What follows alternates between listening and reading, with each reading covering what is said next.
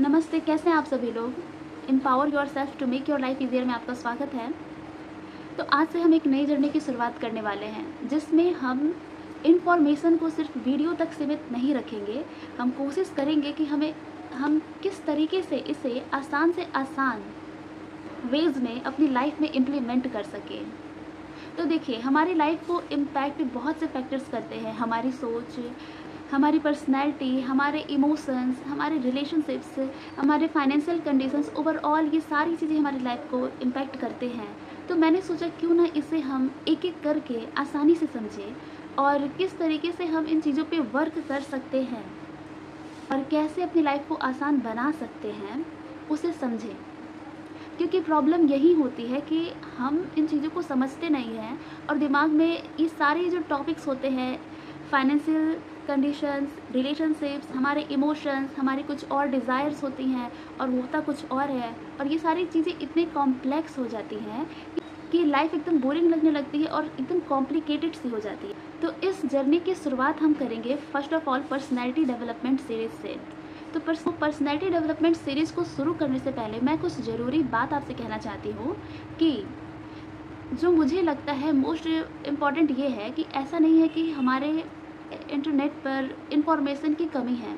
Information बहुत है। मैंने शुरुआत में ही कहा था, अनाउंसमेंट में ही, कि प्रॉब्लम होती है इम्प्लीमेंटेशन पे। लोग गीता पढ़ते हैं, लोग कई उपनिषद पढ़ते हैं, कई लोगों से क्लासेस लेते हैं, लेकिन चेंजेस थोड़ी बहुत ही हो पाती है क्योंकि हम उन चीज़ों में कंसिस्टेंट नहीं रहते हैं, पहली बात। और दूसरी बात, हम कई बार भूल ही जाते हैं कि हमें ये काम करना है।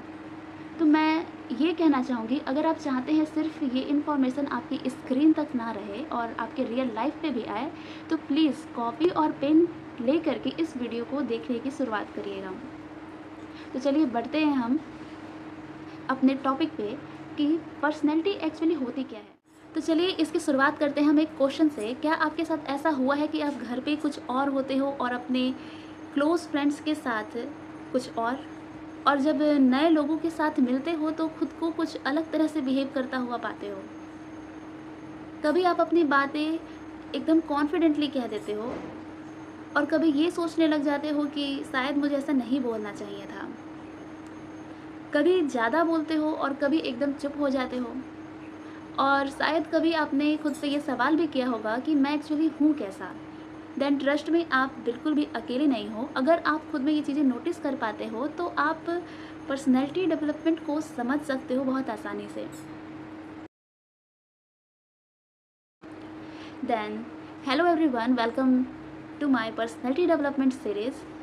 तो आज की शुरुआत हम इस बेसिक क्वेश्चन से करने वाले हैं कि पर्सनैलिटी एक्चुअली होती क्या है।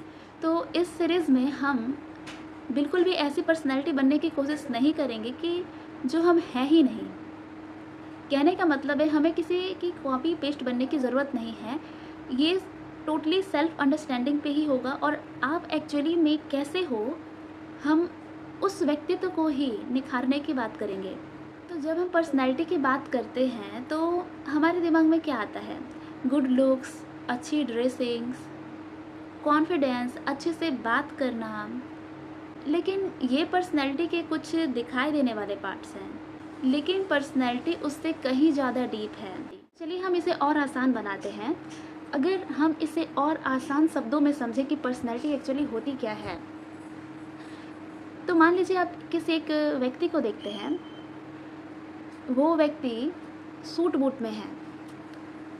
सूट बूट में वो व्यक्ति कहीं जा रहा है और आप उसे देखते हैं, तो फर्स्ट इम्प्रेशन आपके माइंड में क्या पड़ेगा?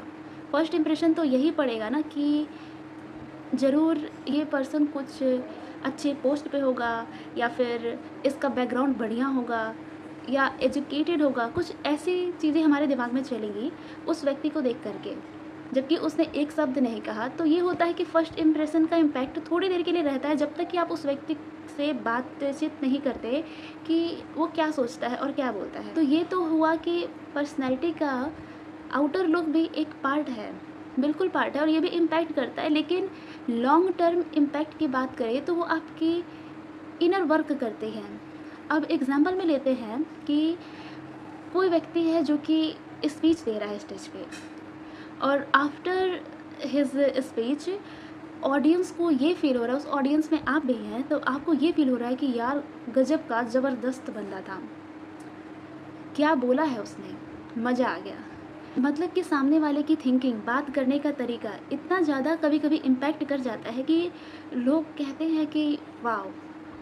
तो इस तरह की पर्सनैलिटी कैसे होती है कि लोगों के दिलों में अपना एक छाप छोड़ जाती है? तो वो बनती है inner work, a lot of inner work, और ऐसी आदतें जिसकी वजह से आपको रिज़ल्ट में सामने वाले का वैसा व्यक्तित्व और वैसी चीज़ें दिखती हैं जिससे कोई इन्फ्लुएंस हो जाता है और उसकी तरफ अट्रैक्ट हो जाता है। और हाँ, इस सीरीज़ में हम इग्नोर नहीं करेंगे कि आपकी आउटर पर्सनैलिटी कैसी है, आप कैसे ड्रेसअप करते हो, ग्रूमिंग कैसे रखते हो, आपकी बॉडी लैंग्वेज कैसी है, आप खुद को लोगों के सामने कैसे कैरी करते हो। ये सारी चीज़ें भी आपकी पर्सनैलिटी की प्रेजेंटेशन का हिस्सा हैं, लेकिन इसका मतलब ये बिल्कुल भी नहीं है कि आपको किसी पर्टिकुलर लुक में फिट होना है। देखो, पर्सनैलिटी का मतलब परफेक्ट दिखना नहीं है, आप खुद को कैरी कैसे करते हैं और उस वे में आप कितने कंफर्टेबल हैं, वो एक्चुअली मैटर। एग्जाम्पल लेते हैं कि राम एक व्यक्ति है जिसके पेट और सर में दर्द हो रहा होता है, तो वो मेडिकल पे जाता है और वहाँ से उसने दवा ले ली होती है और फिर बाद में पता चलता है कि दर्द और बढ़ जाता है। डॉक्टर के पास जाता है तो पता चलता है कि प्रॉब्लम कहीं और होती है। प्रॉब्लम उससे होती है लीवर में, क्योंकि उसने इतना ज़्यादा फास्ट फूड लिया होता है जिस वजह से उसके लीवर में इशू होने लगती है, उसके वजह से डाइजेशन भी डिस्टर्ब हो जाता है और उस वजह से उसको स्टमक में पेन हो रहा होता है और बाकी भी जगहों पे प्रॉब्लम हो रही होती है।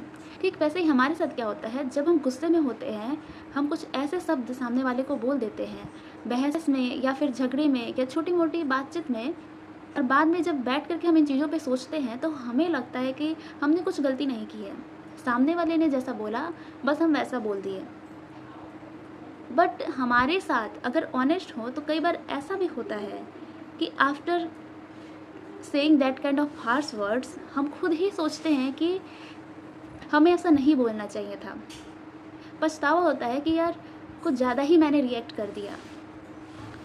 तो मैं एक बात बता दूँ, ऐसी सिचुएशंस होती इस वजह से हैं क्योंकि राम की तरह हम भी सेम प्रॉब्लम क्रिएट कर रहे होते हैं। अगर राम की बात करें तो राम क्या कर रहा होता है, उसे लगता है कि दर्द तो मेरे स्टमक में है और हेड में है, और जा कर के मेडिकल से उसने दवा ले ली होती है, बट सोर्स कहाँ होता है उसका वो पता नहीं लगाता है। ठीक हमारे साथ भी ऐसा ही होता है कि हमें लगता है कि सामने वाले ने ऐसा कहा तो हमने ऐसे रिएक्ट कर दिया, बस बात यही थी। लेकिन प्रॉब्लम क्या होती है, अगर इसे समझे तो इसके सोर्स में जाया जाए तो प्रॉब्लम तो हमारे अंदर थी कि हमारा अपने इमोशन पे इतना कंट्रोल नहीं है कि कोई भी हमारे इमोशंस का मिसयूज़ कर सकता है। वो जब चाहे हमारे इमोशन को कंट्रोल कर सकता है, वो रिएक्ट करवा सकता है, वो इन्फ्लुएंस कर सकता है कि अगर मैं ऐसे बोलूँगा तो सामने वाला तुरंत से रिएक्ट करेगा और उसे समझ आ जाएगा, रिएक्ट करेगा, क्योंकि हम अपने अंदर से उतने इमोशनली स्टेबल नहीं हैं, कंट्रोल्ड नहीं हैं। और ये सारी चीज़ें सिर्फ तभी हो पाती है जब आप खुद के साथ ऑनेस्ट हो पाते हैं, खुद के गलतियों को भी एक्सेप्ट करते हैं। इस टाइप की ऑनेस्टी होनी चाहिए, ये नहीं कि ईगो में आकर के नहीं उसने कहा था तो मैंने किया, ऐसे कभी भी चेंजेस नहीं हो पाएगी। इसीलिए आपको खुद के साथ ऑनेस्ट होना पड़ेगा। तो आज के इस वीडियो में हमने जो काम करना है वो आपको बस इतना करना है कि अभी के बाद से अगर कोई भी ऐसी सिचुएशन होती है जिसमें आप कभी स्ट्रांगली रिएक्ट कर दे रहे हैं तो आप उस पर सोचिए कि आपने ऐसा क्यों किया। आपको बस एक ऑब्जर्वर बनना है, आपको जज नहीं करना है कि मैंने गलत किया कि सही किया, मुझे ऐसा नहीं करना चाहिए था, ये वो कुछ नहीं। बस आप सोचिए कि अगर आपने ऐसे रिएक्ट किया है तो क्यों किया है। आप इस चीज़ को ऑब्ज़र्व करने की आदत बनाइए, क्योंकि छोटी छोटी आदतों से ही एक अच्छी पर्सनैलिटी बन पाती है। तो आपको बस अवेयर होना है कि आप खुद को समझ पाएँ, क्योंकि जब तक प्रॉब्लम का पता ही नहीं चलेगा तब तक उस पे वर्क कहाँ से हो पाएगा। और आपसे बेहतर आपको कोई नहीं जानता है, तो आप जान रहे हैं खुद को तो थोड़ा समझिए भी और थोड़ा-सा और अवेयर होइए। तो आज के इस पार्ट 1 में आपका यही टास्क है कि आपको बस थोड़ा-सा अवेयर होना है कि मैंने ऐसे रिएक्ट किया तो क्यों किया? ये वाली हैबिट स्टार्ट करनी है। तो आज के लिए बस इतना ही। तो फिर मिलते हैं पार्ट 2 में। और हाँ, एक और बात, अगर आप अपने जीवन में बदलाव चाहते हैं तो सबसे पहले आपको खुद बदलना होगा। Okay, thank you so much, love you all.